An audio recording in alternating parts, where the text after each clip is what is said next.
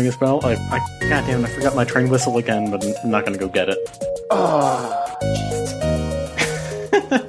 Just edit it in. Just edit it in. I'll edit in the train whistle. I'll record it later. Hello, ladies and gentlemen. Welcome to Video Game Choo Choo. I'm Mike Casamano. Steven Epps was supposed to be here, but he's sick. That's a real shame. John Machonsky is here instead. Yeah, you guys are stuck with me for another week. The birthday boy.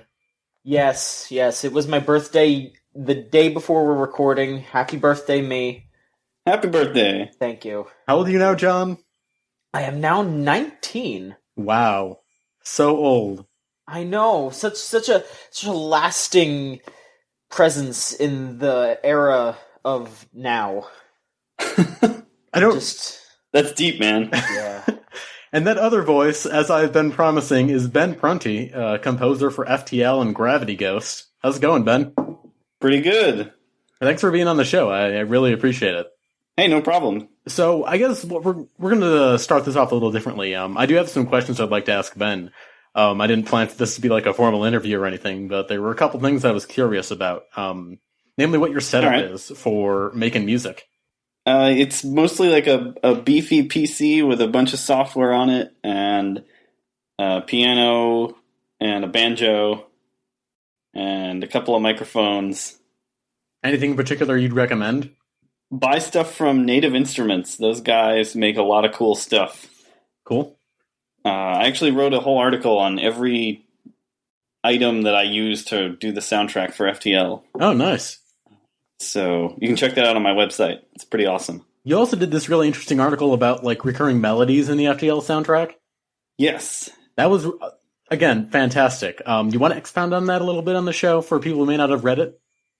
Yeah, so I wrote an article that points out the major themes that I wrote for FTL and every single time that they come up. And it tells you precisely where they come up so you can follow along. Like, you can pull up the soundtrack and listen.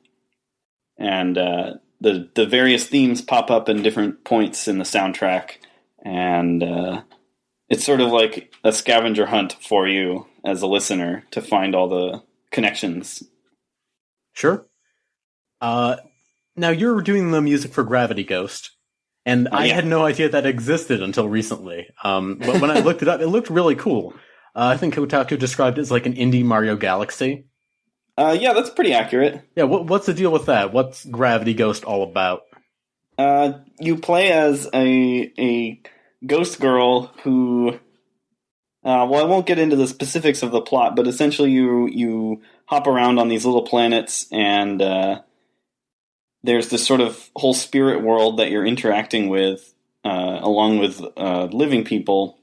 And Aaron Robinson, who's the designer, who's also doing all the art, and much of the coding, and yeah, it's mostly her project. Her and she's hired a programmer, and he's helping out a lot. And I'm doing the music and sound. She's trying to make a non-violent game, so there are no violent interactions. So most of it is solving like platforming puzzles and dealing with the gravity of different areas. So the different planets will have gravitational pull, and they'll have certain orbits, movement patterns, and you move around in them. Sure. It's so pretty there are cool. no enemies in it? Nothing like that? No, nothing like that. Huh. So it's very calm. Yeah, from the screenshots still look very calm. Like the art style seems relaxing, and a lot of blues, a lot of greens. Yeah, people testing it really enjoy the fact that they don't have to worry about dying or anything, and they can just sort of run around and explore the world. Oh, cool. And the music you're composing, that's trying to fit that tone, I assume? Yeah, she's sort of giving me complete freedom to do what I want, and so I'm kind of going a little nuts with the soundtrack. Like, nice. It's kind of all over the place, but every time I send something to her, she's like, "Oh, this is awesome, yeah." So I seem to be doing the right thing. Well, based on your work with the FTL soundtrack, I'm sure it'll be fantastic. in regards to the FTL soundtrack, a lot of reviews I read and a lot of the critical praise for that game, they all seem to make a point to include the soundtrack. So how did that feel to be one of the most critically acclaimed soundtracks of the past year? Just everyone I talked to about that game mentioned the soundtrack when they were talking about how much they enjoyed it. That must have been incredible. Yeah, it felt really crazy and strange because, I've been making music for like 10 years and, nobody cared for 10 years. And then, it was nominated for Soundtrack of the Year on IGN, and I was just like completely overwhelmed by like going from a complete unknown to like a top rated composer in, almost overnight. And that was really crazy, and I did not expect that at all. When did you make the album Chromatic T-Rex? I forgot that I had that on my laptop until just a couple seconds ago. Was that like before or after the FTL soundtrack? That is a collection of old stuff that I did from like 2007 to probably 2011, I think. Or maybe 2012. I don't remember. But anyway, yeah, it's mostly a random collection of stuff, so it's all different times. But yes, it's all before. I released it about 6 months before FTL came out. In Mighty Surf Wizard Battle, or whatever that song is called, I heard a bass line. I don't really know how to replicate it with my mouth. Like that's okay. Dun, dun, da, da, da, da, something like that. That exact bass line I've heard in the game Zombie Slayer Dio, this little 3DS eShop game. Where did you find that bass line? Because now I'm kind of curious how those guys made their music as well. If there are some very obvious similarities between like something a guy like you did on his own in this professional company. I mean, I wrote it. That was probably a while ago. In all fairness, yeah, it was. I wrote it in 2007, I think. So, and I've never heard of this game that you're talking about. I can't remember the exact song in Zombie Slayer Dio that uses that bass line, and now it's going to drive me crazy. I'll let you know after I've like listened to all the sounds I have. You could send it to me. Yeah, I really don't remember. Like, it's been so long since I wrote that track that I don't really. It's kind of gone now. I listen to it and it's like someone else wrote it at this point. Like. It's pretty good. I was not expecting like this random collection of music to be as good as it was, even from a guy who did a soundtrack I loved. It's free right now on your Bandcamp, is that correct? Yes, it's free. Okay. I'm thinking of putting it on Spotify as well. So yeah, if you guys want some good free music, go to benprunty.bandcamp.com, get that free Chromatic T-Rex. It's also a fantastic album name, holy shit. Thanks. Somebody told me that it should have been Chromosaurus Rex, and I got really upset because that would have been much better. Yeah, too late. What would you say? I'm actually. Sorry. Go ahead. I was just going to say that I'm working on another album in the same style because I have a lot of extra stuff hanging around. It's just sitting on my hard drive and not being used. So I'm going to put it all together and make a second one. I think I'll actually charge a little bit of money for this next one, but. Sure. But yeah, so another one's coming. Fantastic. I am looking forward to that. Mighty Surf Wizard Battle 2. Make it happen. I'll think about it. And I guess my last official question before we just get another regular show is, what's your favorite track you've done on the FTL soundtrack? Personally, I really like the civil themes and the Space Cruise main title theme. But what would you say your favorites are? My favorite is definitely the NG tracks. Sure. I'm most proud of those. Those are I also good. really like Rockmen, and I kind of like all of them. But yeah, NG is definitely my NG's my favorite. That's the one I'm most proud of. Most people seem to like Space Cruise and Civil the best. Those are the two favorites that I get the most from fans. Sure. I've often said that if I were to ever maybe do an FTL movie, I've actually had an idea for that kicking around for a while, but Civil Nice. Civil would be my my enterprising young men, like that the Star Trek theme from the new movies. That would be the one I would have the recurring theme. Awesome. It's all really good stuff. Again, that's on benprunty.bandcamp.com for listeners who want to go buy it. John Machonsky, you got any questions for Ben regarding music? Do you even play FTL?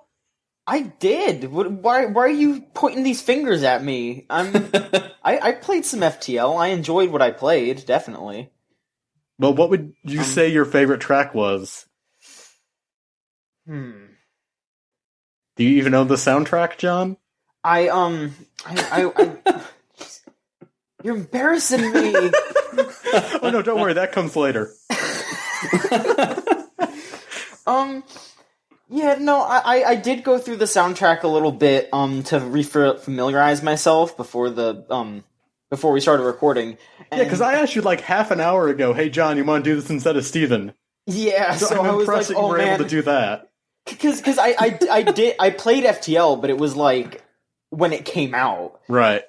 And I haven't really revisited it, which now that we're talking about it, it's kind of making me want to play it again. But, yeah, I listened to a couple of the songs, and Civil definitely was just a very nice track, just very soothing. I enjoyed the exploration version of that, definitely. Thanks. Mm-hmm. So I guess now that we're done making fools of ourselves, let's continue making fools of ourselves in a different manner. Ben, have you played any video games lately? I have. Really now? Lots. Let's hear about it. All right. Let's see. I've been playing Last of Us. Yeah, you finished. have. Yeah, I just polished that off last night. I do like it. And I'm really enjoying it. It's pretty much the best AAA can offer, I think. Interesting. I really enjoyed that game too, and I don't know why. Because I'm not very good at the stealth. Literally, every encounter I've had ends with me fucking up, and then a bunch of clickers come my way, and then I have to pull out the shotgun, and then every infected hears me, and it always ends with a firefight. So I'm not really feeling the tension that a lot of the other people who enjoyed this game seem to be feeling. But I love the art direction and like the story and stuff like that. It's all really good. Yeah. And the I like that soundtrack too. Yeah, the soundtrack's really good. I like how minimal it is. Mm-hmm. They don't overdo it with music. That's some brilliant use of music right there.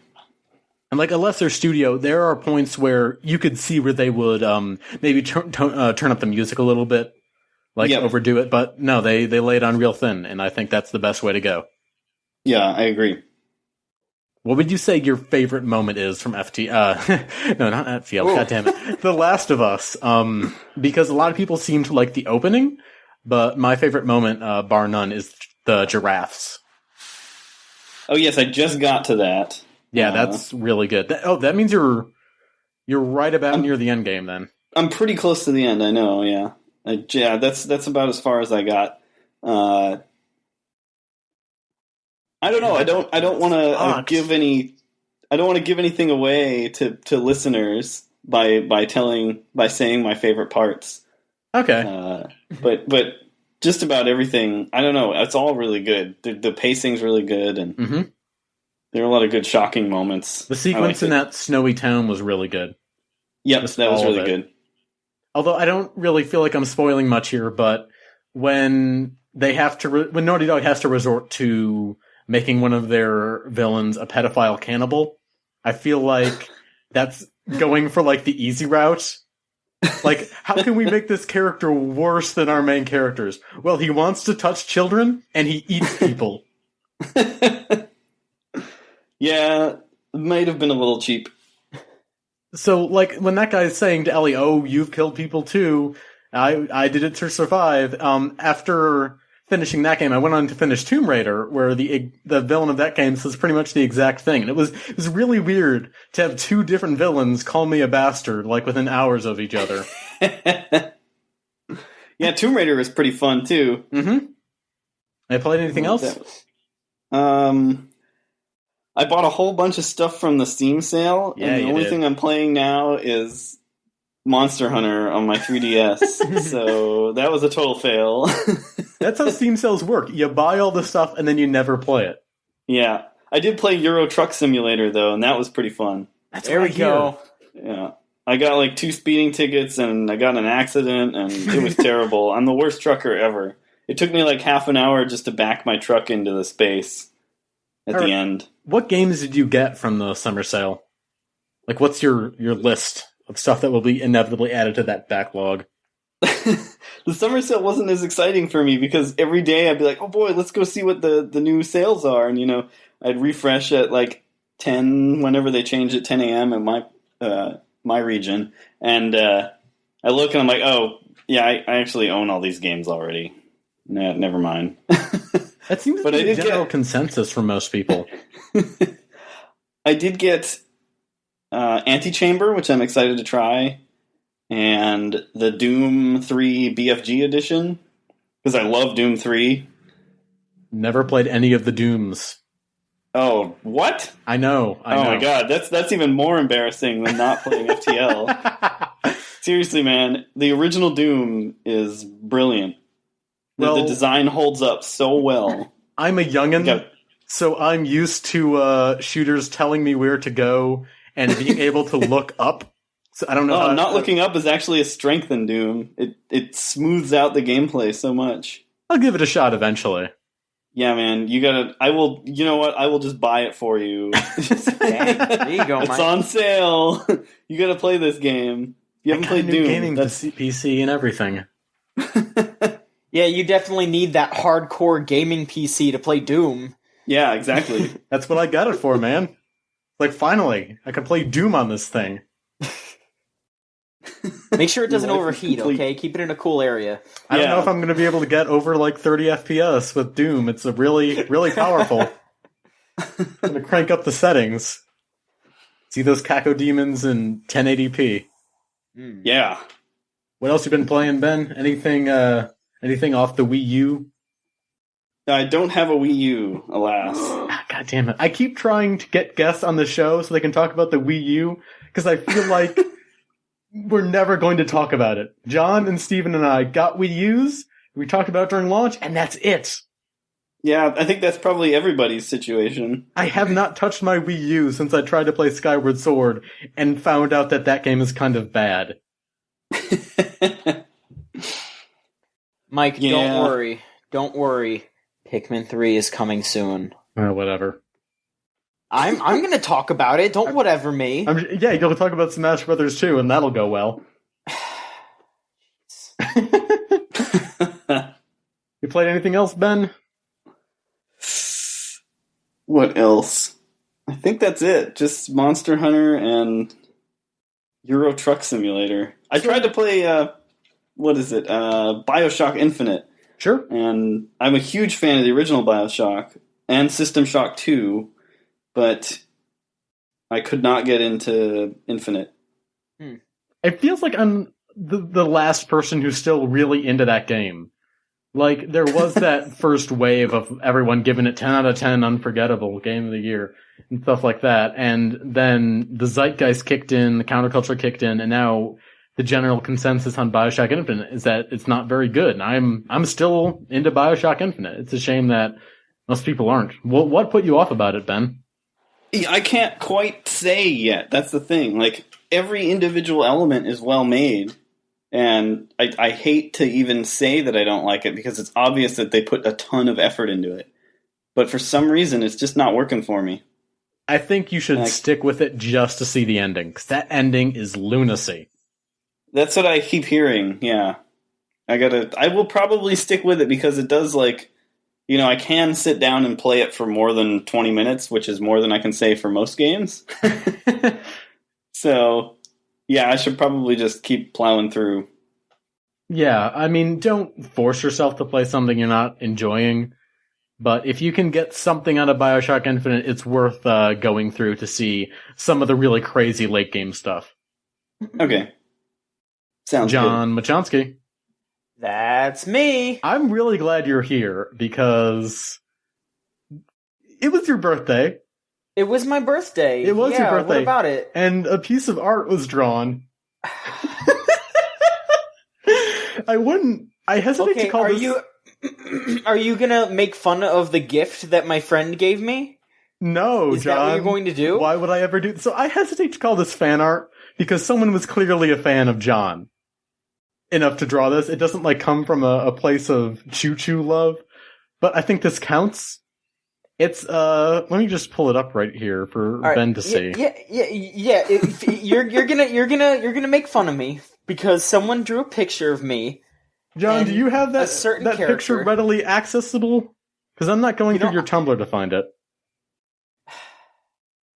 You want to take a look at the gift that my friend made me, so you can all laugh at it. How about this? Here, I'm gonna pull it up because I'm not ashamed. I'm not ashamed of the gift that I was bestowed. Yeah, just some context for Ben. John is quite the fan of the Skullgirls character Squiggly.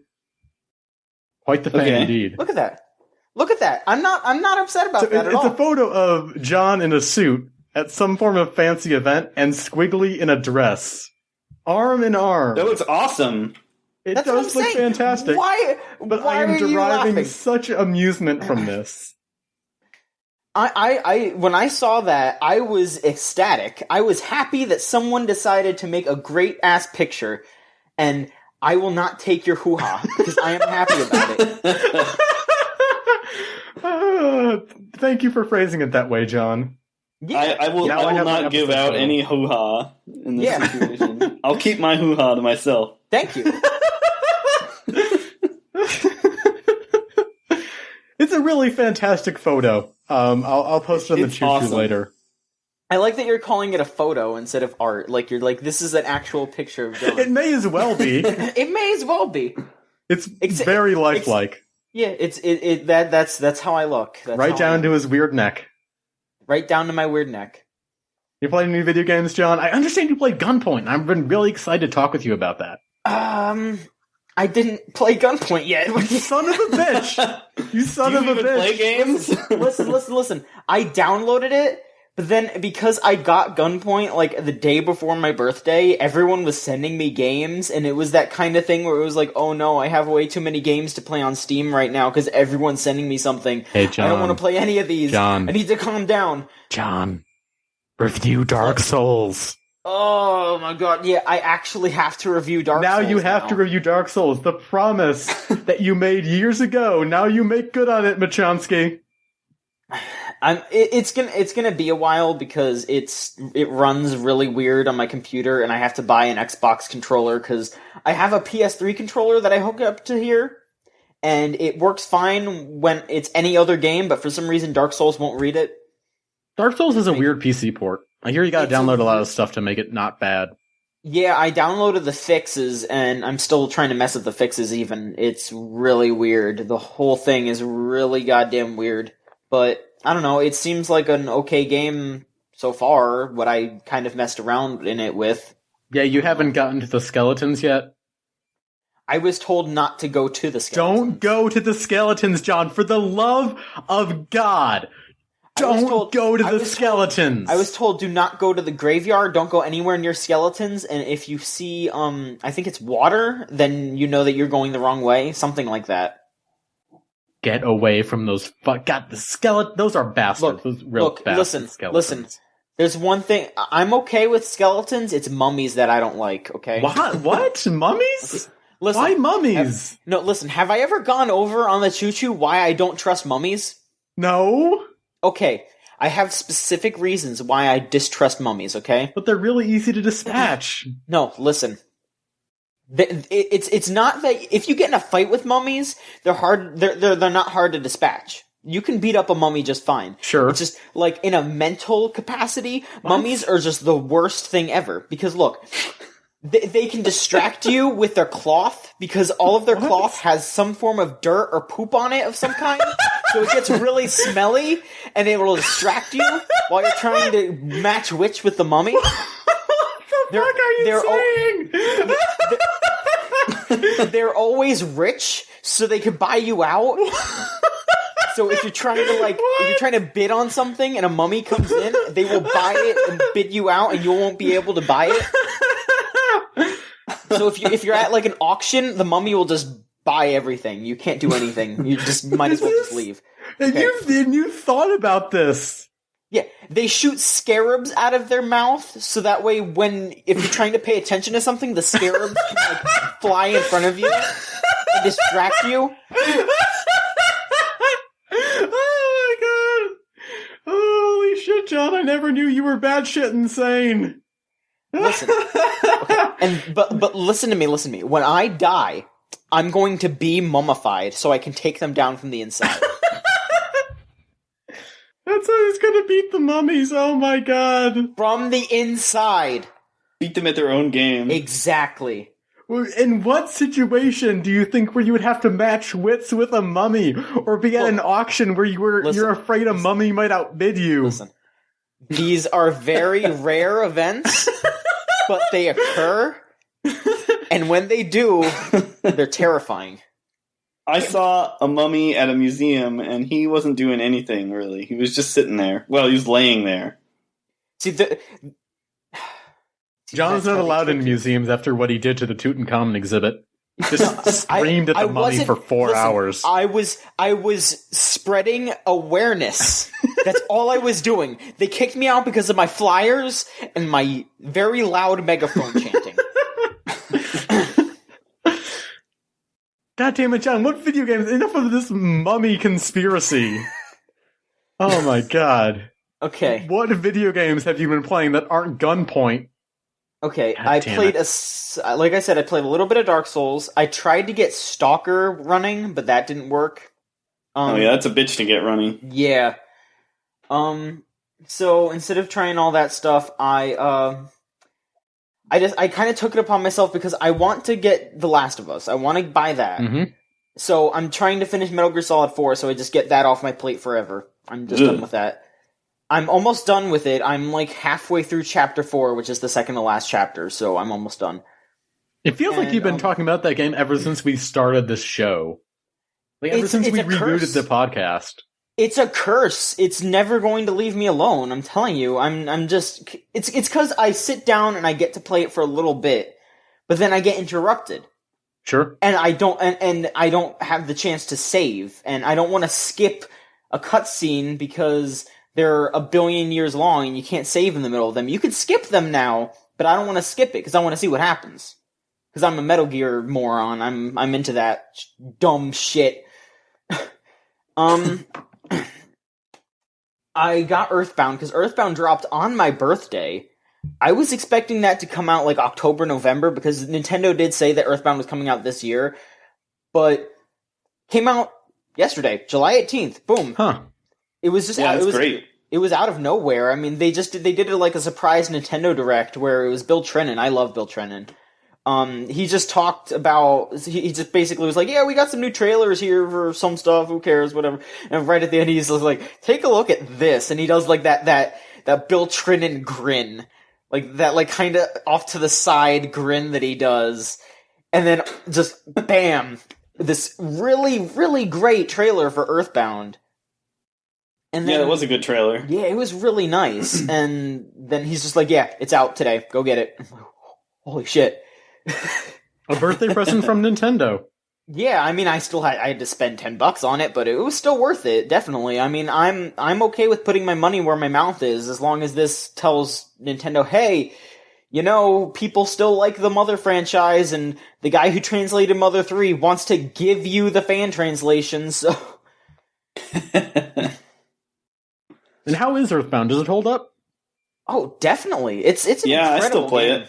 Yeah, it's a very good game, definitely. There's no complaints about it at all. It's hilarious. I think EarthBound might have one of the greatest, if not the greatest, translations, just like official game translations ever.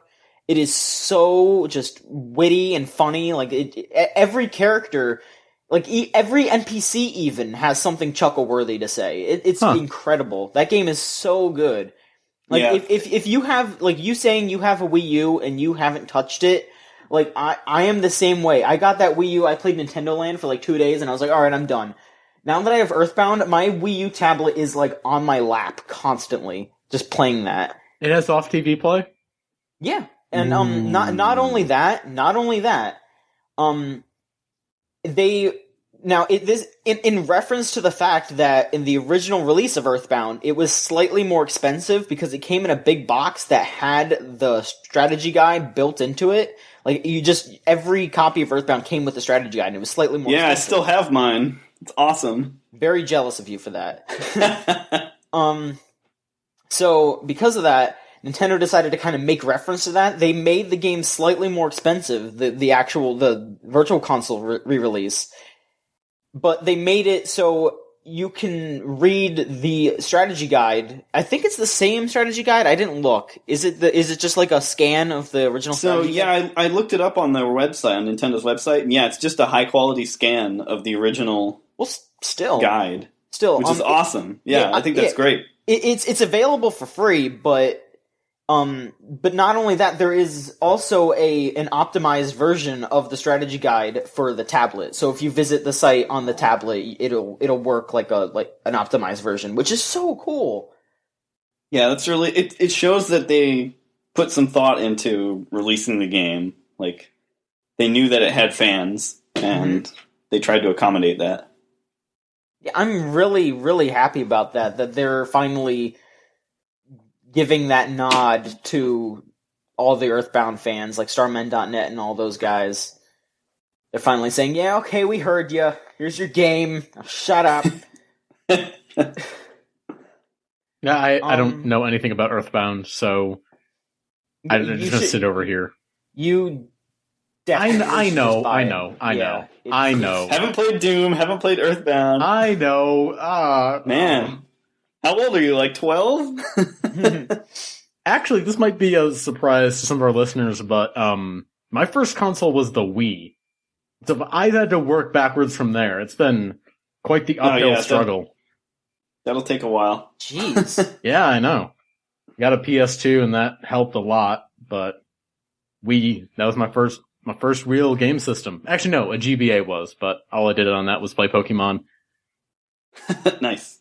Man, when am I going to come out with some kind of Pokemon Red for the 3DS? I would buy that yesterday. Yeah, they should just put those out on Virtual Console. That would be cool. Ruby and Sapphire, they're okay. We don't really need a remake of those. They're fine. People are clamoring for a remake of those, and no. What? Like, unless they can suddenly make Hoenn interesting, I'll pass. Like the problem with Hoenn is that it's mostly water, and it's like on a from a standpoint of just like as a world building thing, where it's like, yeah, there's all these like islands and this big expansive water area for the Pokemon world. That's interesting. Excuse me.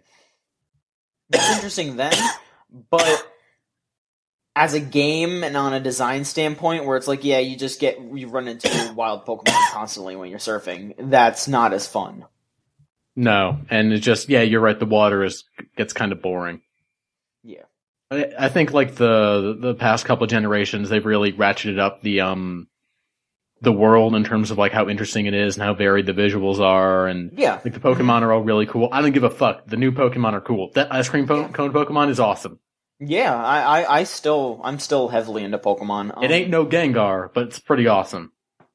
But no, yeah, I would be okay with a third gen remake if they added more land masses. But then if they added more land masses, then people would just get mad. It wouldn't be a remake. It would be a reboot, reimagining, friggin' desecration of the corpse that is Gen 3. The Ruby and Sapphire. Yeah. Also, a lot of people think I'm crazy for saying this, but Gen 4 was my least favorite. I mean, I don't really think a remake of Diamond and Pearl is something the world needs. No, I'm not saying that it needs to be remade. I'm saying I didn't like those. That's what I'm saying. Like a lot of people are like, oh, Gen 3 is the worst, but I think Gen 4 is the worst. I thought those games were really bland. I think Gen 3 and 4 aren't very interesting.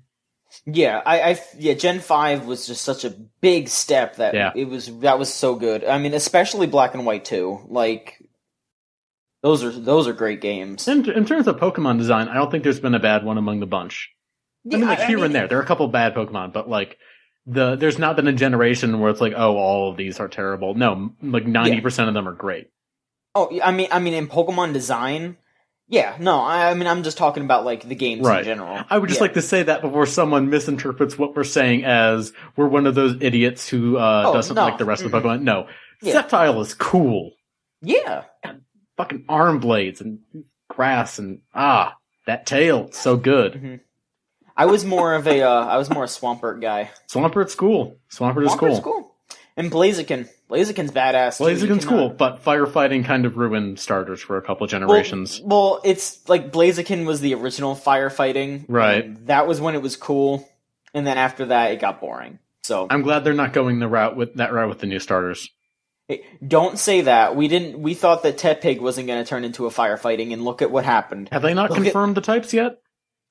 They haven't confirmed the types, but they showed off some of the moves that the characters used. Fennekin, which is the fire type for this gen, it looked like it used a psychic type move, so it's looking like it's fire psychic.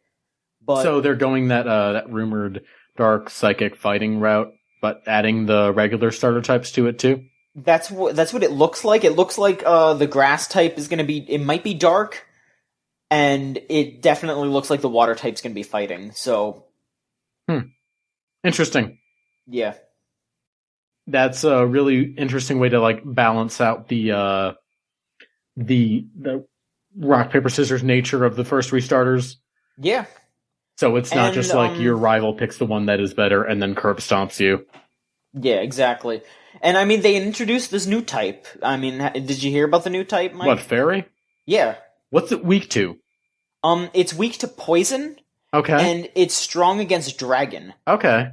So, the big complaint that everyone had, there was ways to beat dragon types. It was you could use ice type moves. Everyone always had to teach one of their Pokemon an ice type move because everyone else would use dragons.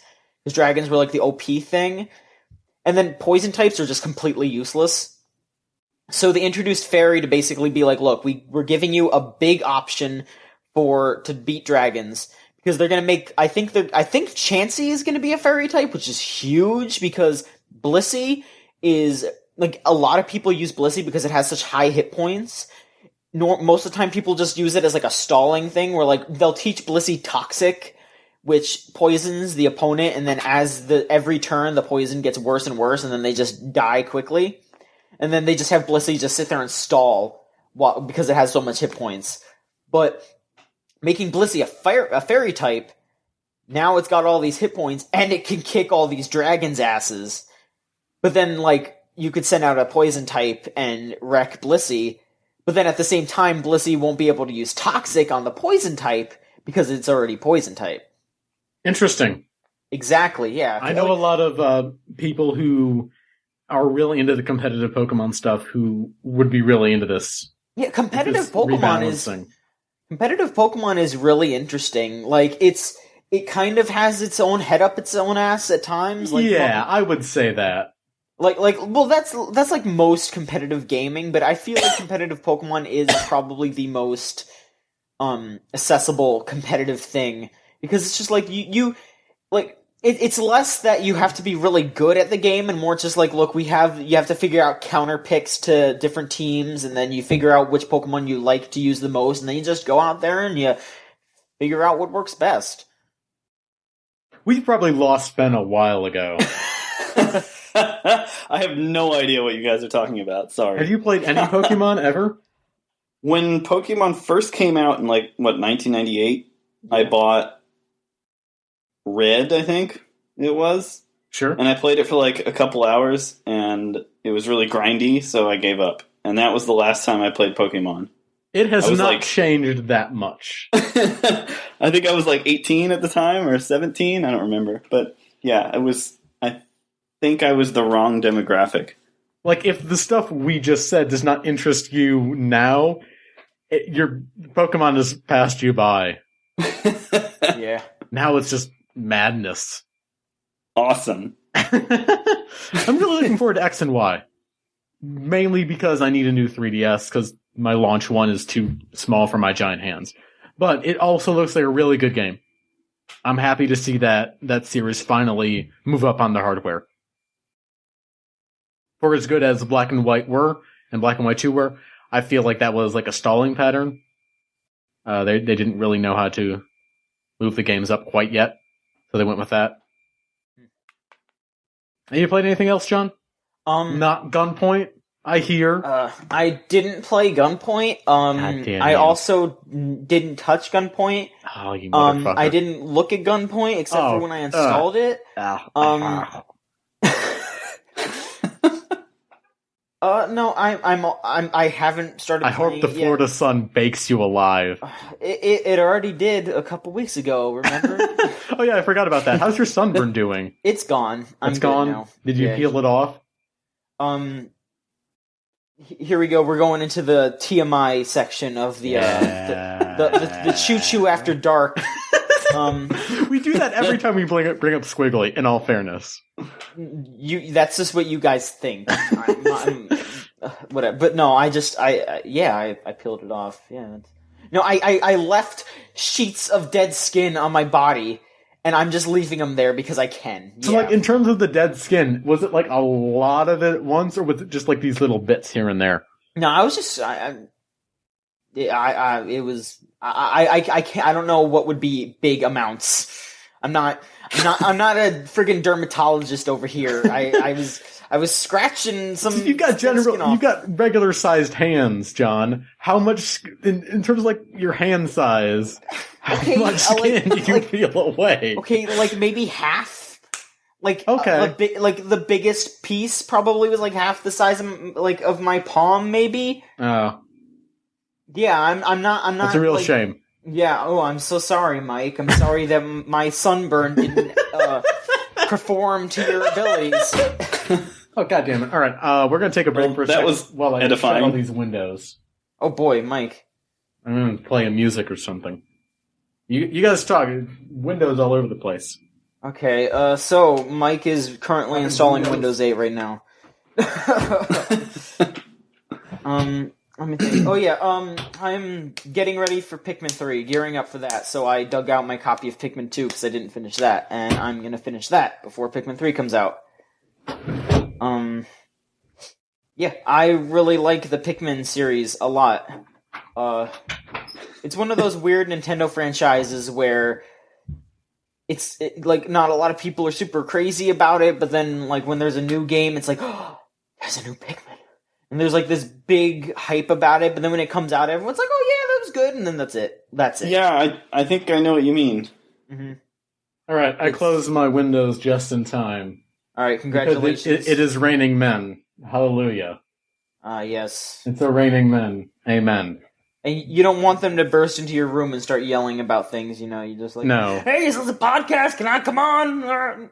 You played any other video games, John? I'm not going to put a break there. You were talking about Pikmin. I know how much you love your Pikmin. Yeah, no, that's about all I was saying. I played. I'm going to start playing Pikmin 2 like after we get off of this podcast. So I'm going to do that. You should play Gunpoint after we get off of this podcast. God damn it! I'm trying to clean off my slate for Pikmin 3, Mike. Well, Gunpoint is on that slate, motherfucker. So I can talk about an actually new game when it comes out, Mike. Gunpoint is new. How new? I don't know the release date. Okay, it came out like a couple weeks ago. Okay. Yeah, listen to you, Mike, the Gunpoint expert, not knowing when it came out. I am a Gunpoint mega fan, sir. I'll have you know. All right. So, what's the difference between mega fan and expert? Let's hear that. Well, a mega fan is just someone who very much enjoys what Gunpoint is and how fucking good it is. An expert would know everything about it. I don't know everything about it, John. Okay, so you're... I'm not the squiggly expert like you. Okay, you need to stop just doing these low blows here, Colonel. What, Pikmin 2, how is it? Is it good? Wait, you haven't played it yet. God damn it. I know, I have played Pikmin 2 in the past. Okay. What do you remember about Pikmin 2? I remember it being really great. I mean, like the reason why I am playing Pikmin 2 kind of fresh is because I had the GameCube version back in the day, and I have the Wii version now, the Wii Remake. And the Wii Remake, so nice. Like, I played through Pikmin 1 on the Wii, and it is just so nice being able to just point and move. That is such an experience. But Pikmin 2 is like Pikmin 1 had that big sense of urgency looming over you every day. If you don't, there's 30 ship parts that you have to collect, and there's 30 days that you have to do it. So if you don't, there are a couple optional ship pieces, but if you don't get about a piece a day, you lose. And it's pretty difficult to get a piece a day. But it's even more difficult if you're trying to get multiple pieces a day, or if you're trying to get treasures of some kind, or just trying to breed Pikmin in large quantities, because it's a hard game. There's constantly something coming after you, some kind of looming threat, if you will. But Pikmin 2, it takes away that time element. You have as much time as possible, because the reason why in Pikmin 1 you have that time is because Captain Olimar, it's implied that the planet that you crash on is a ruined Earth of some sort. So Captain Olimar is an alien, and he can't breathe oxygen. So you have 30 days of life support before his, I think it's nitrogen that he breathes, before his nitrogen runs out and he dies. But then in Pikmin 2, you're going there on your own. You're not stranded there. You're going there on purpose, so you have a ship that can resupply your nitrogen, and you have as much time as possible. And it's just really nice being able to kind of more leisurely do things, because you could just take a full day and just breed Pikmin the whole day. And then the next day, you'll be like, okay, I have a bunch of Pikmin. I'm going to go down and fight this boss now. Instead of just being like, okay, I need to make sure that I have this exact number of Pikmin, and then, okay, I have 15 minutes to beat this boss. There's none of that. So they took out the risk-reward system? In a sense, there's still definitely risk-reward going on. Like, you're still running in there with a bunch of Pikmin, and you're trying to figure out how many Pikmin you're willing to sacrifice to get this item or to beat this boss to progress. But like you said, you can just take a day and grind out Pikmin. Yes, and I mean, some people think that that's like casualizing it or of some sort, but I don't know. I just like that it made the game more serene in a sense, because just the world, the music and the atmosphere of that game is so calming. So it's kind of weird when the whole game it was a nail biter, but then it was so calming at the same time. Like Pikmin 2 just fully embraces this whole do what you want when you want. Figure it out. Do what you can, just go ahead. That kind of thing. Interesting. So you would recommend Pikmin 2 for a Pikmin beginner? I would just recommend to get the 2 Pikmin games for the Wii. Like Pikmin 1, it's difficult, but it does reward you. And then once you play Pikmin 2, after playing Pikmin 1, Pikmin 2 is easier, but at the same time, it's just like a nicer experience. It's like Pikmin 1 is going to work, and then Pikmin 2 is you coming home and getting a back massage. You ever play the Pikmin games, Ben? I played the first one a little bit, but that was about it. I don't know nothing about Pikmin. I don't know nothing about a lot of the things John talks about. I would know more if you talked about Gunpoint, John. You played anything else? Nope, that's it. All right. Well, oh god damn it. I'm still getting over whatever I had a couple weeks ago. Sorry about that. I finished Tomb Raider and The Last of Us, like I said earlier. Both within a couple of hours of each other. I was plugging away at Tomb Raider until my copy of Last of Us came in, and then just kind of burned through that in a couple days. Mm-hmm. Last of Us, I really enjoyed. The ending is bleak as hell. Not through like traditional means. It's more of the implication of the events of the game, as opposed to some narrator. Like, Ron Perlman does not come up and say war never changes. It's more just this very small character moment at the end implies just these kind of terrible things. The rest of the game, like I said earlier, I'm bad at the stealth. The shooting is competent, and I can see what they would want me to do with the stealth, but I am far too impatient. So I just ended up getting caught and then not bothering to restart the encounter, going away and how I had to just mowed everyone down. And that was never really a problem. The only times I died were when I got cocky or during that bloater boss fight. Which appears not too far from where you are, Ben. They got 2 more of those coming up. So look forward to that. All right. The flamethrower is really nice to have late game because you can just mow down infected that are coming at you. I like the risk reward system of all the upgrades. Going to look for like improved tool parts means that you might spend a couple of shivs or like lose some of your resources trying to get to this optional area, but the kind of stuff that you might find there could make up for it, but you don't know. I think that's a very good representation of what it would be like to survive in that kind of world. Just, you don't know, and are you willing to take the risk with what you have? There were times where I went to like an optional area and found nothing that could help me. But that was pretty rare towards the end of the game. Everything you've heard about the game being really easy towards the end is very true. If you're like me, a person who does not like stealth very much, it's fine. You really, you're not going to be missing much. There is, in terms of like the game being this 10 out of 10 unforgettable experience, I don't know if I would go that far. I would need to sit on it, maybe play some of the multiplayer, because that part where you're in the logging mill or wherever, trying to hold out against all that infected with that one guy, that's not very fun. I don't think the game is well suited to just action set pieces where you're in full control of the character. The quick time event type set pieces, those are fine. That's something Naughty Dog proved they can do with the Uncharted series. That's something they do really well here. That's really hasn't changed. Have you ever had any problems with the quick time events, Ben? I didn't really, but I've heard a lot of people complain about them and how they were handled. No, everything's pretty smooth in that game. Okay. I've had very few like really frustrating points where I got stuck or anything. Everything's kind of been a nice smooth progression. Sure. I can't recall any times where I died during a quick time event, which is good, because if your quick time events are really difficult, then I'm probably going to come down on the game. Like in Dead Space 2, sometimes since the quick time events were part of the HUD, sometimes the quick time events would go off screen. I have no idea what button I was supposed to be pressing. Yeah. That was ridiculously shitty of them, but Naughty Dog really perfected that formula in Uncharted, and I don't know why some people are having problems with the quick time events here. Maybe because they didn't expect them.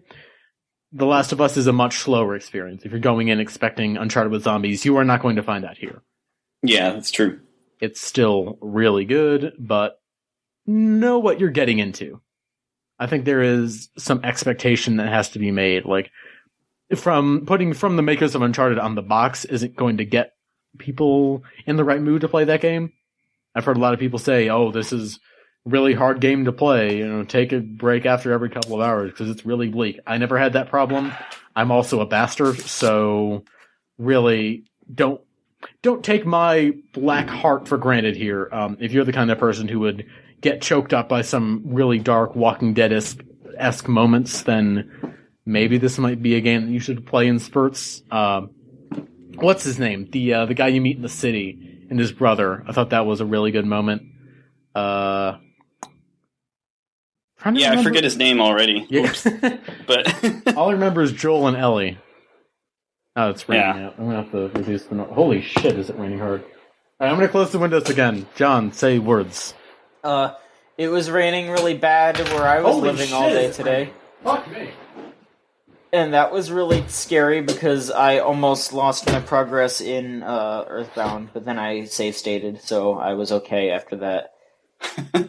Rain is scary in Florida because then when you go outside to walk your dogs don't want to go outside because they don't like to get their paws wet, and then you feel bad, but then you're like, wait, they don't have shoes for dogs.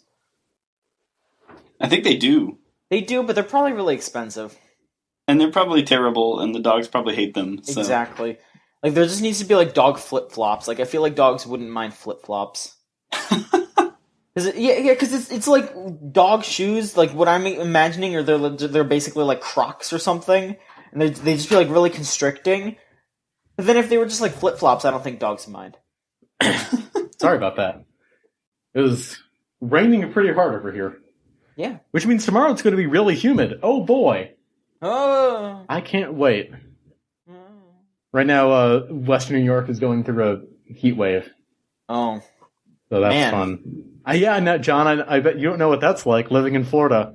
Yeah, that's exactly what I'm saying, man. Like, the worst part of living in Buffalo and working at a shitty fast food place is you have to wear these this long, dark-colored uniform in a drive-thru area that is 90 degrees. So that's a lot of fun. Don't work in fast food if you live in a hot area, because assholes will go through the drive-thru and they'll dump their already hot change that they've left in the car all day on that little metal counter, which has been sitting in the sun, so you're gonna burn your hands trying to get the already hot change, and then you can't yell at the customer. God damn, I hate my job. John, you played any other games? Nope, that's it. I'm good. Okay. That was a good rant. What was I talking about? I was talking about The Last of Us before the rain happened. Last of Us is good. It kind of blurs together once you finish it, apart from a couple of stand-up moments. Again, the Snowy Town part was really memorable in terms of like the characters and the situation that you find yourself in. Yeah. Mike, did you play the multiplayer? No, I didn't bother. Really? I hear it's really good. From what I've I can't believe they even bothered putting multiplayer in it. I mean, yeah, like it looks like something that could have easily been like taken out or whatever, but from what I've seen, it looks really cool. Like, it doesn't look like anything especially crazy interesting, but it looks very serviceable and pretty fun at times. No, yeah, like it's an extension of the single player with better handling, because Joel he sways a lot when you're shooting a gun. Yeah. Which I didn't really find a problem with. I'm just very good at video games. But they removed that. They removed that for the multiplayer, which is a really important step.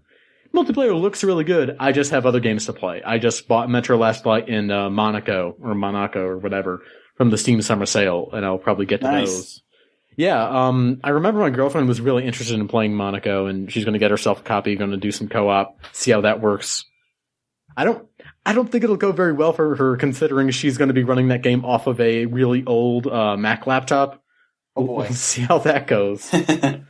But I'll have more on that and Metro when we record next week.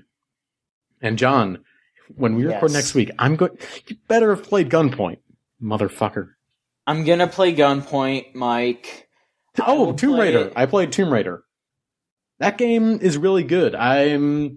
Again, it's one of those games like The Last of Us, we're looking back on it in terms of a whole experience. It's a lot better than the sum of its parts. There were a lot of points in Tomb Raider where it's like, what the fuck am I supposed to be doing? It's not really clear what this game wants me to do. Even when Laura starts talking out loud to herself, like, oh, I bet I can jump on top of this cage and then get to the other side of the room. I've tried that. It didn't work. Oh, I need to lower this part. Okay, now that makes sense.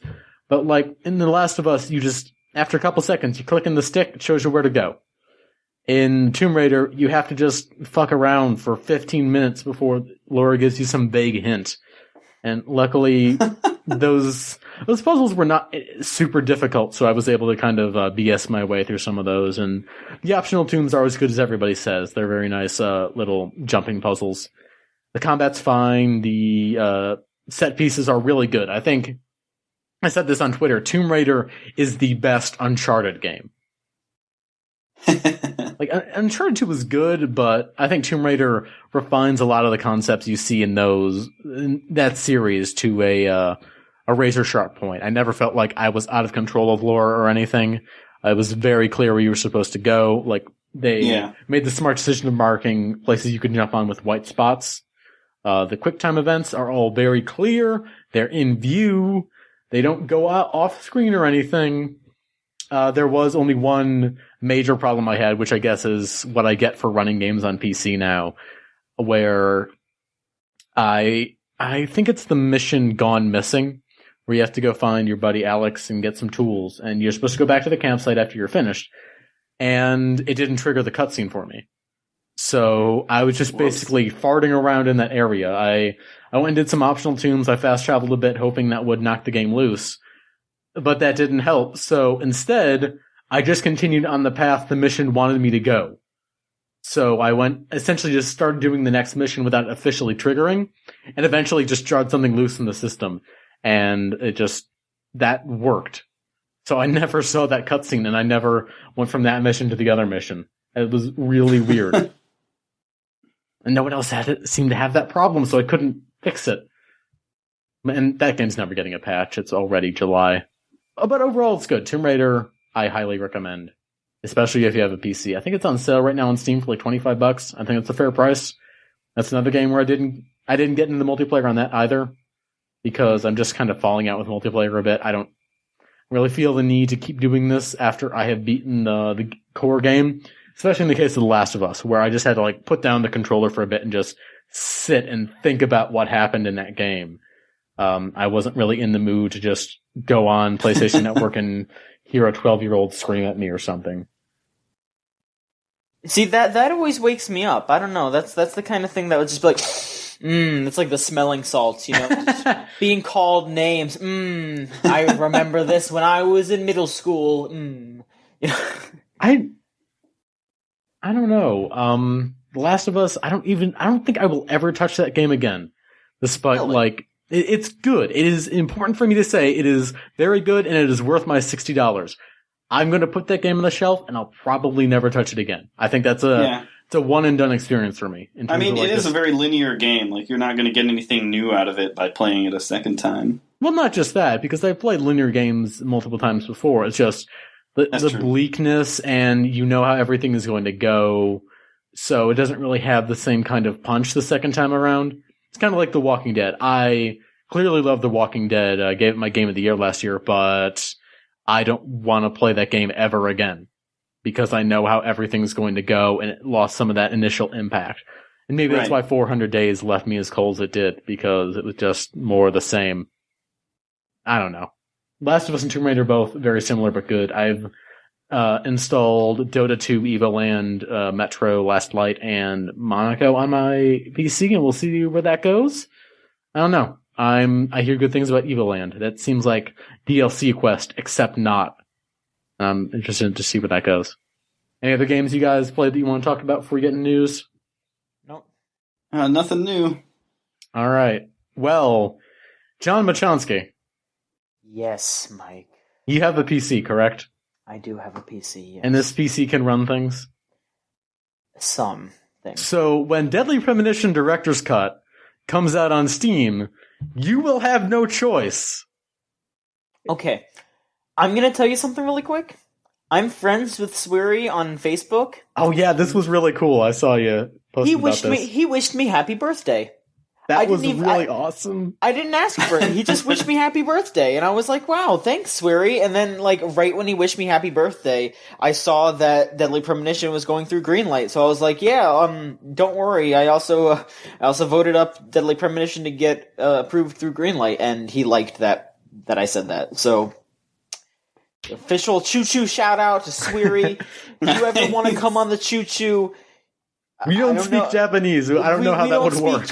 We don't speak Japanese, but maybe we could just run things through a text to speech thing. Maybe that'll work. That won't work. That won't work. We'll try our best though. But yeah, the official news is that they would smooth out the frame rate if that comes to PC, and that's great because the PS3 version of Deadly Premonition was actually worse than the 360 version. Wow. They've got exclusive DLC planned for the PC version. Trading cards. Yeah. I'm gonna get me some.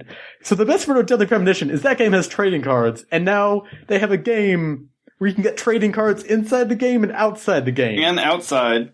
Oh. Double trading cards. Man, I love me some trading cards. Game of the year. Game of the fucking year. Definitely day one purchase. I love Deadly Premonition. Me too. Having that thing run on my monster of a PC would be so good. Yeah. Seeing York's grinning visage in 1080p. FK in the coffee, full HD, 60 frames a second as it swirls. Oh, man. Thomas's biscuit will be even more delicious. HDFK. That's all we have to say. I really vote that game through Greenlight, you idiots. Game is so good. Don't call them idiots, Mike. Just vote that game through Greenlight, morons. Smart friends of Choo Choo vote Deadly Premonition for Greenlight. There you go. And that's my big news. But John, I understand you have big news. I have big news. Something about Namco High or whatever it is. Oh, Jesus. I hear people talking about that, and I don't know Jesus. what it is. All I know is the guy What Did Homestuck is doing it. Okay, yeah, no, that was something that, God, like last night I was hanging out with my friends and I was just like casually looking through Tumblr really quick, just like, oh, let's see what's going on, and I see that and I'm like, Namco High? What? Because I'm familiar with Shifty Look because I know I don't know them, but I know of a bunch of webcomic people. I pay attention to a lot of those kind of people. So a lot of those people do webcomics for Shifty Look. Shifty Look is a Namco-run webcomic conglomerate where they make webcomics and animated shorts for old Namco, like old outdated Namco games. Like we're not talking like Pac-Man, we're talking like Dig Dug, Galaga, and then shit that's even way, way more out there like Bravo Man and Mappy. Yeah, there is a Mappy animated series coming soon. Okay, yeah, sure. So, yeah. So, Andrew Hussey, the creator of Homestuck, I don't know how the hell they got him to do this when, first off, he's not done with Homestuck. Second off, he's supposed to be making the Homestuck video game soon. So, somehow, this must be what he was doing during that big hiatus. Because there was like a month or two of hiatus, so he must have taken that time to do this crazy-ass Namco High School AU in-browser dating sim. What? It's a dating sim. Why? I don't know. Who and why? I don't know. I have no idea. If they had just like asked Hussey to like make a new Flash game version of something, or to do a webcomic, that would make sense, because he does write and draw very well. But I don't understand why he's making an AU high school dating sim. Did they go to him or did he go to them? They went to him. They went to him? They went to him. What? Who at Namco is making the decisions? I don't know, but... And how can I get them to stop? Listen, if you can date Galaga, if you could date the Galaga, then I'm alright with that game. Okay, yeah, sure. Game of the year. I want to date the Galaga because I love me some Galaga, and I want to consummate that love. This just got creepy. Yes, now it got creepy after John's mummy rant. That wasn't creepy. That was just the truth. That was hilarious. That was the truth. Goddamn mummies.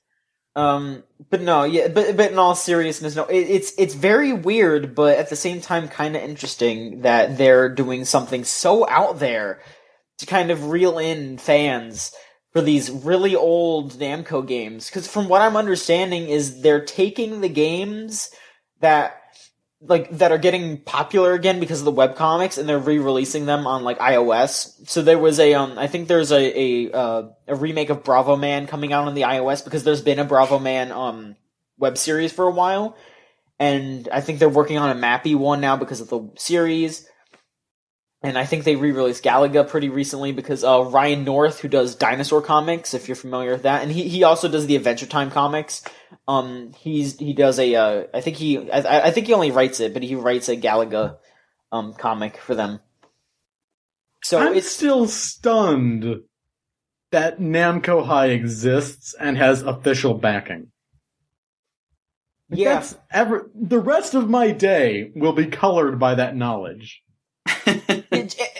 I mean, it's especially crazy because, like, this sounds like something Hussey would, like, he would drink too much Faygo, wink, Homestuck humor, wink. No, he would drink too much one night, and he would just, like, call up someone and be like, okay, listen, look. You guys are doing all these webcomics for the Shifty Look, and I'm really good with teen romance. You know me with my Homestuck shipping. How about we do a Namco AU? No, that's not what happened. They came to him. They were sober and they came to him. I don't think it... They weren't sober. I'm going to guess that. Okay, maybe the initial time they weren't sober, but they had to have continuous meetings with Andrew Hussey to get this squared out with. Money was exchanged. Contracts were signed. Lawyers had to write up a contract for this fucking dating sim. And you know what? I think the world is more beautiful due to it. Man, what a wonderful time to be alive. Yeah, what an age. All right, I'm publishing one last quick questions post. Oh boy, we get into that. Oh, please beg for questions there. All right, no. I do have one question from Miles Cox, our good pal, friend Miles Cox, our buddy.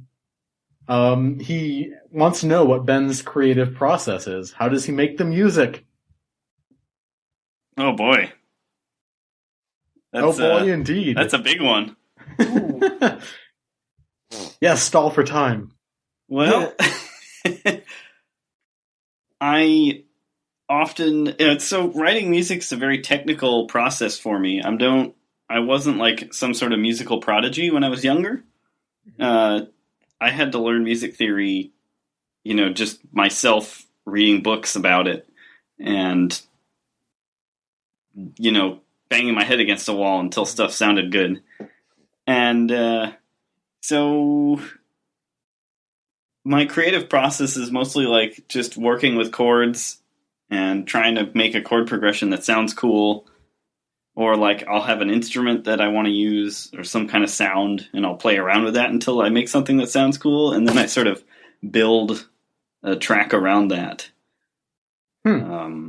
Interesting. So that's usually how it goes down. But it can be different for everything. Like FTL, each track had like a kind of slightly different process for composing it.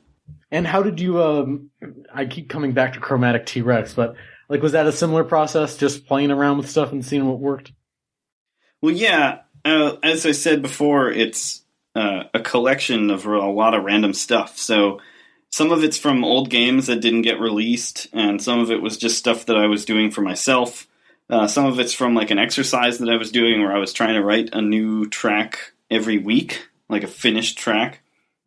Sure. So I was approaching it differently for each track. Sometimes I'd write a whole thing out and, a composition out beforehand. Like I had several chord progressions and I knew what I was doing. Others that I just sort of like winged it the whole way and improvised. And so, yeah, it can be different each time. Intriguing. Mm-hmm. I'm still waiting on other questions. While we're waiting on the other questions, I would like to just give a quick shout out to my buddy Jackson Tyler, who did this fantastic video game Choo Choo song. John, I don't know if you heard it. I heard it because you sent it to me in like 3 different ways, and there was no way that I could miss that. How, like, on the topic of music, it is incredible that, well, many people have done freestyle raps for our show. And an absurd amount of people have done freestyle raps for our show, but no one has ever, like, composed a 1 minute, 30-second piece of music with lyrics and, like, done work for a song for this show. Yeah. Madness. I think it's beautiful. I think that all the, not just, I'm of course appreciative of the song that your friend made, but I just think it's hilarious that people like our podcast so much that they're ready to take the time and spit out dumb rap lyrics, just even if it is extremely poor rhymes, where they're just making noises that slightly rhyme with choo choo in their practically fake Russian accent. I think my favorite. This thing sounds amazing. Yeah. I'm gonna have to link you to Zentaros' rap because holy shit. I think my favorite Choo Choo rap was the one where someone just repeated "John likes blue girls" for a minute. That one wasn't a Choo Choo rap. I think that was just a specifically me rap, and that was terrifying. I'm counting it as a Choo Choo rap. All right, sure. You want to put it on the EP? Go right ahead. We'll put that on Bandcamp or something. I don't know. I don't think we could legally sell that without getting explicit signed permission from everyone. I'm just going to ask nicely, because apparently that's what gets people to do things for me. I'm pretty sure Zentaros would let us sell his song because I think he did that in 20 seconds. So. That's being generous. Yeah. We have to leave the disclaimer in at the beginning where he's just like, disclaimer, I do not know how to rap. That's a really good impression of Zentaros. Like, holy shit. I do it a lot. Oh, man. Just one last... Oh, wait, I keep forgetting that they changed the notes thing to something else. Oh, no. On Tumblr. Tumblr! Alright, looks like those are all the questions we're going to get. I don't know where people are. Oh, no. Usually, we get more questions than that. That's okay. I blame you. You guys asked a lot of good questions. So. Well, thanks for joining us, Ben. I really appreciate it. Hey, no problem. It was fun. Yeah, I'm glad you enjoyed yourself. I don't know how we made that happen, but I'm glad it happened. John Machonsky, thanks for filling in. Yes, no problem. I really appreciate it. Before we go, we should ask Ben, do you have anything you want to plug really quick? Oh, yes. Plugs. Gravity Ghost for one. Gravity Ghost, yep. I'm working on a secret project with Robot Invader. I don't know if you guys have heard of them, but... And everyone we have on the show is working on some kind of secret project. Yeah, well... I like that, though. I like that we get, like, the half scoop. We're like, see, we knew that they were going to do something, and then when they announced it, it was like, yeah, they said that on our podcast. They said that. They were going to do that. Whatever that was, they said they were going to do it. Well, yeah, keep an eye out on Robot Invader, and they'll announce it soon, I think. All right. And your Bandcamp is benprunty.bandcamp.com, where people can buy things? Yep, they can buy stuff on iTunes and Amazon as well, and on Spotify. Sure. So people can look up like the FTL soundtrack or Chromatic T-Rex if they want to buy your music. Yes. It's not that hard to find. It's literally everywhere. Yeah, it's all over the place, so should be easy. Again, thanks for joining us, Ben. This has been a video game. Thank you. Okay. This has been a Video Game Choo Choo. I've been Mike Casamano. Thanks for listening. Next week, we have a big surprise guest, and then we're extending guest month into August to include the Shovel Knight guys, and look forward to that.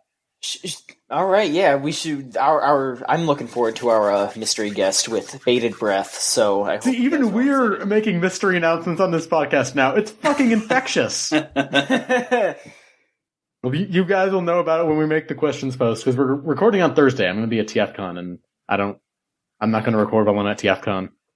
No, you totally should. That'd be pretty great. We could just talk to our mystery guest while you have a bunch of Transformers fans scurrying around in front of you. Well, actually, I was going to say it's because the hotel internet is shit, but I could just record out of the bar and see how that goes. That sounds like a great time. I don't know. Man, I'm considering doing that now.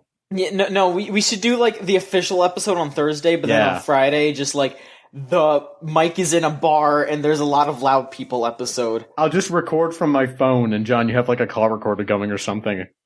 Sure. All right, we'll see if we can make that happen, because now I want to do that.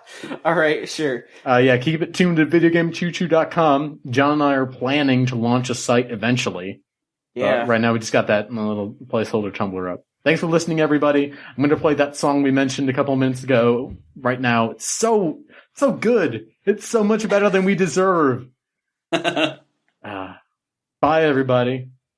Bye.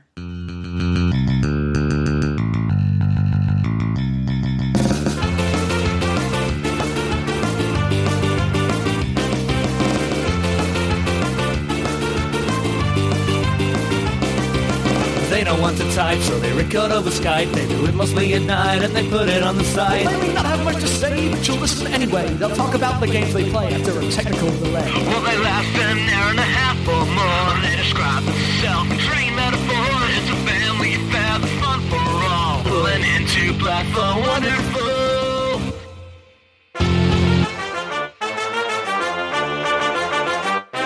Choo choo!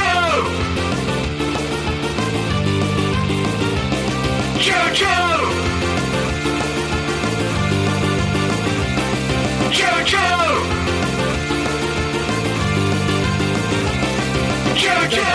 tight, so they record over Skype. They do it mostly at night, and they put it on the site. Choo choo! Say, but you listen anyway. They'll talk about the games they play after a technical delay. Choo choo! Tight, so they record over Skype. They do it mostly at night, and they put it on the site. Choo choo!